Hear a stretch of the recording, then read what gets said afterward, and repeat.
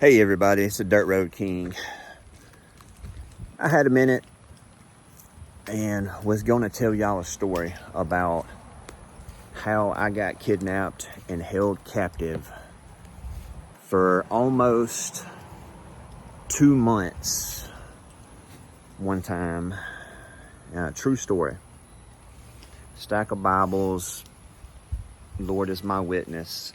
You don't have to be locked in a room or in handcuffs or chained to something to be held captive, kidnapped, held against your will.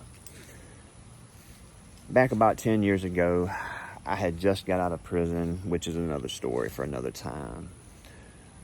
But I had been home about 7 or 8 months, was still on probation and everything. My grandmother had just passed. I was fresh to the street from being gone almost 10 years. Come home and everything, and was actually had a steady job and all that. Had me a place to live.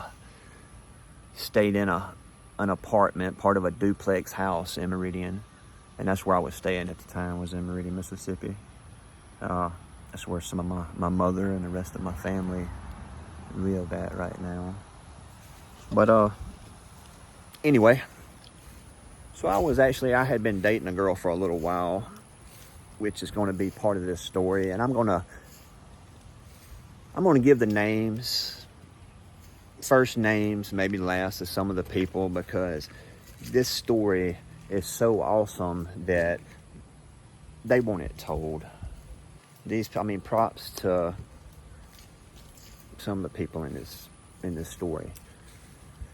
But so anyway, I had just got home from prison. I was probably 8-9 months home at that point. Had done house arrest and was now on probation, supervised probation. I was working at a grocery store then, I think, or maybe I was doing electrical work for a plumbing company. I was their electrician for a plumbing company at the time, I think.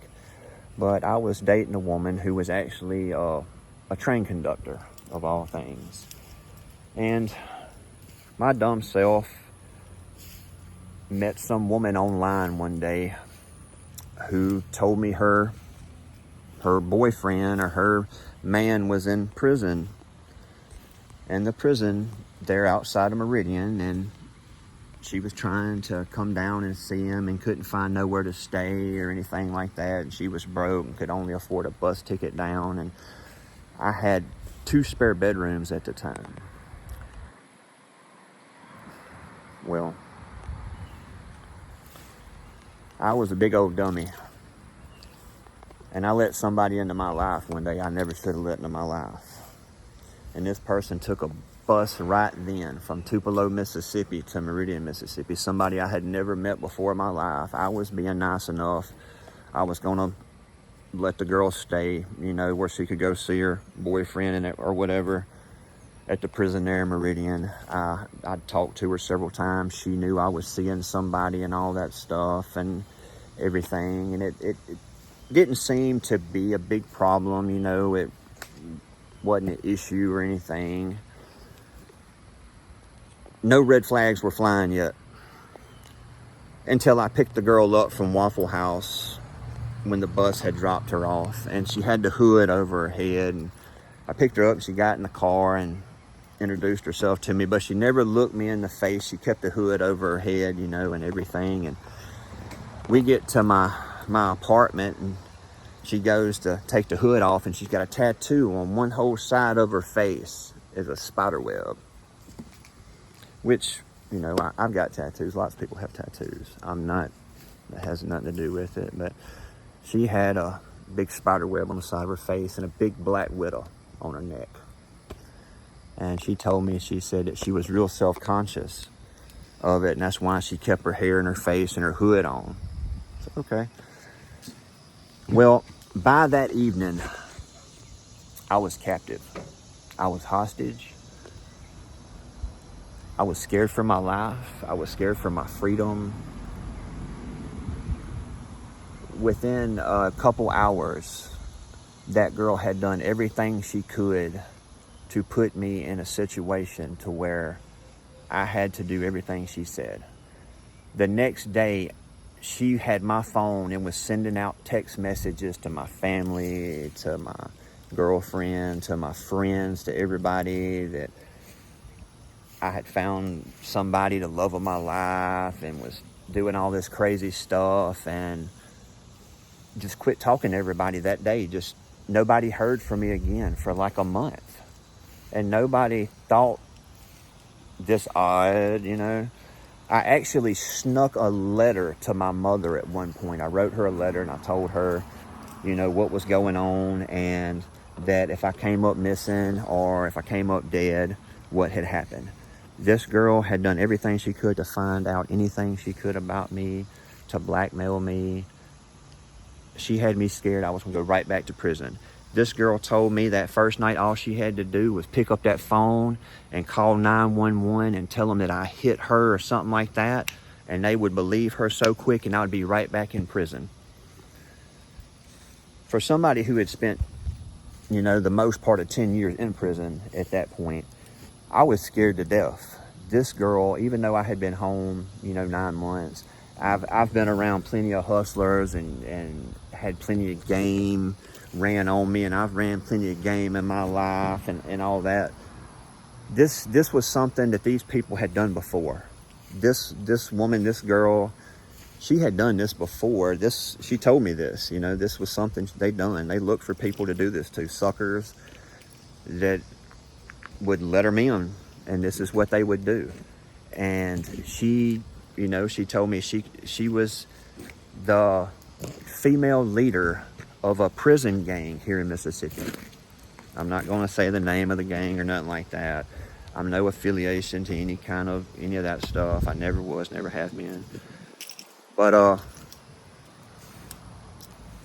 so she told me, you know, she called people. She proved to me, you know, she could call people and have them there within minutes. That I could disappear. Nobody ever find my body.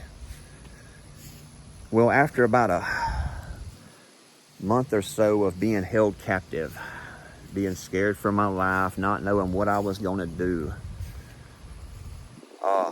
And this whole time, I think I was still going to work and everything somewhat what I could. And I wasn't telling everybody what was going on because I couldn't. I was scared to death. But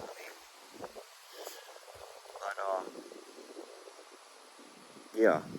So about a month went by, a little more than a month, and one night the girl went to take a shower. And when she did, I just had enough. I'll go back to prison. And I jumped and I ran. And I jumped in the car and I hauled tail to the girl that I had previously been dating at the time that I met this girl that was holding me captive. I went straight to her house, and this was on a Friday night. She probably lived 15, 20 minutes away from me. Well, I hauled tail straight there, knocked on her door. She opened the door laughing. What in the heck are you doing here? What do you want? You know, are you lost your mind? And I was in tears. I was freaked out. I was crying. I told her, I was like, you're not going to believe this. Please just listen. And I spill my guts to her. I tell her the story. I tell her what's going on. And they don't believe it. It's her and a friend girl of hers. Well, the girl's name is Angie. She's out there somewhere, and she saved my life. She saved the day. She saved my life. Her and her friend, they done that. I went to them that night, and it was just like a movie. It was like a couple of gangster guys. These girls, when I explained to them what was going on and what had happened, these girls strapped up so quick and put me in the back seat of an SUV, drove me to my apartment, sat there in the dark in the street and worked out exactly what they were fixing to do. I unlocked that apartment. They told me stand right there at that front door. They went in there. They drugged that girl out at gunpoint with bags of clothes and took her to the corner to catch the bus. Told her if she ever contacted me again, anything like that, it'd be the end of her. I never heard from her again, anything like that. I thanked Angie and them. Bottom of my heart, they saved me. They did. I promise you, it's not easy to get out of a situation like that. I was scared for my life. But yeah, that was the story. I just want to tell everybody.